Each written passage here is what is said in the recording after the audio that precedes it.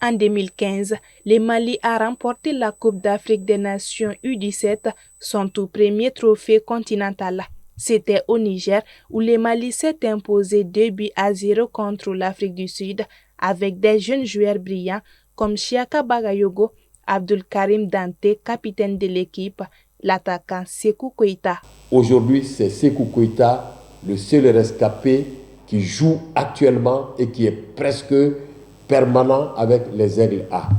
Il y avait un joueur comme Abdul Karim Dante, capitaine d'équipe, excellent défenseur, mais qui a vu sa carrière chuter dans l'antichambre des Aigles du Mali. Tous les autres sont pratiquement perdus. Je vais parler de Hadji Dramé, je vais parler de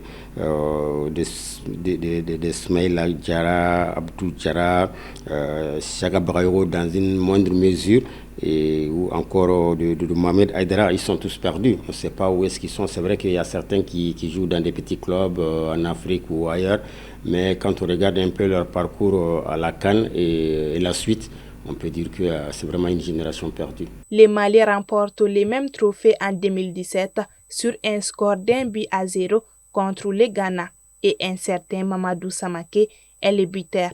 Parmi cette génération, on retient quelques noms qui sont encore en activité avec les Aigles.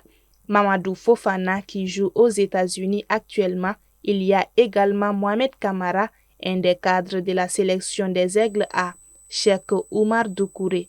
Youssouf Koïta Warren, qui était gardien de but des Aigles en 2017, est aujourd'hui au Djoliba AC et avec l'équipe nationale senior. Il est le seul joueur local convoqué lors des 2 dernières rencontres. Al-Khalifa Koulibaly, Mamadi Diarra, Félix Kamate qui joue au Stade malien et le défenseur central Abdoulaye Diaby. À part ces noms, tous les autres de cette génération sont pratiquement perdus du public sportif, notamment les Hadji Dramé, Mamadou Traoré ou encore Dje Moussa Traoré. Le premier problème, ce sont les joueurs eux-mêmes qui, une fois qu'ils atteignent un certain niveau, se relâchent, se déconcentrent, ne se prennent pas au sérieux, ne travaillent pas comme il faut pour rester au haut niveau. Le deuxième problème, comme vous l'avez souligné, effectivement, c'est un problème de suivi. Un problème de suivi qui est là et qu'on ne peut pas vraiment contester. Ces joueurs-là ne sont pas suivis.